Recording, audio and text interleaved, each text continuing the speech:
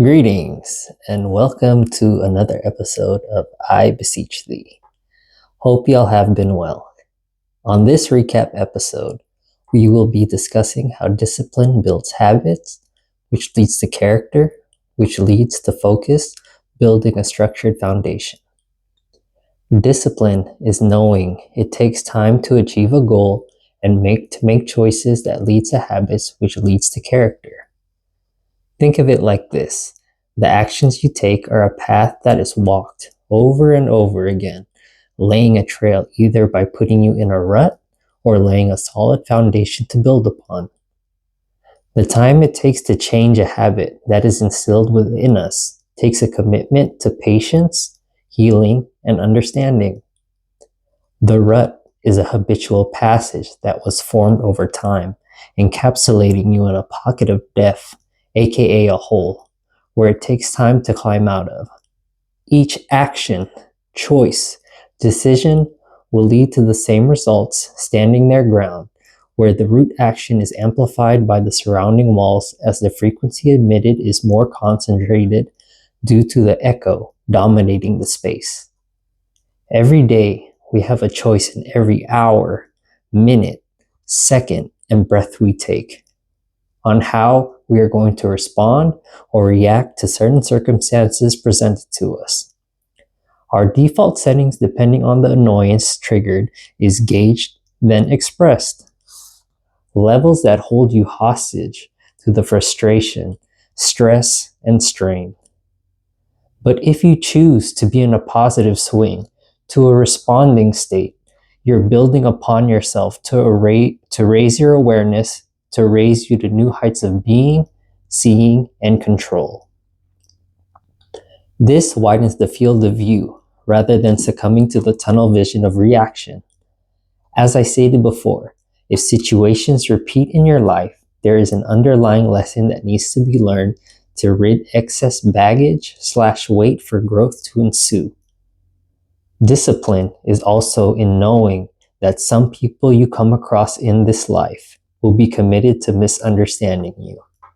This is due to a plethora of factors, depending on experiences, insight, and the box they put you in.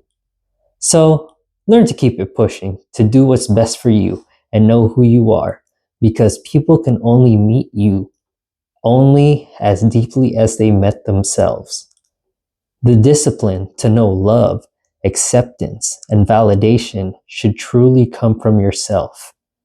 For outside validation, you're spreading yourself too thin, looking for acceptance and worried about what people think about you.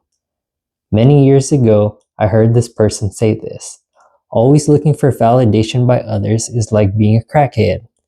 You will always be chasing them down for a hit. To know thyself from a heart space, to align wholeheartedly with your inner child, self, shadow self, and higher self.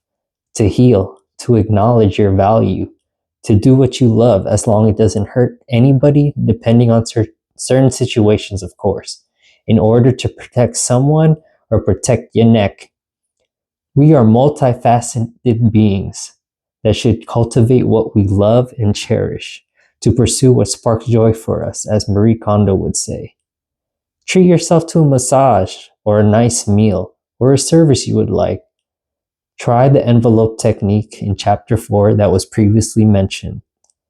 Go and pamper yourself when you can, and don't feel guilty about it. You are more than deserving of it. Show yourself compassion and grace. So while working, I came across a mural on Industrial Parkway West that was done really nicely. Check it out if you're in the area. It's by the railroad tracks. So anyway, it stated, your belief becomes your thoughts. Your thoughts become your words. Your words become your actions. Your actions become your habits. Your habits become your values. Your values become your destiny. End quote. Overall, this is contributing to your character, to your story that you are writing in each moment of how you want to be felt, expressed, and realized. Tying this quote by Socrates, to be is to do. So don't forget to eat, breathe, Stretch, massage, and drink that high quality H2O now. Yo,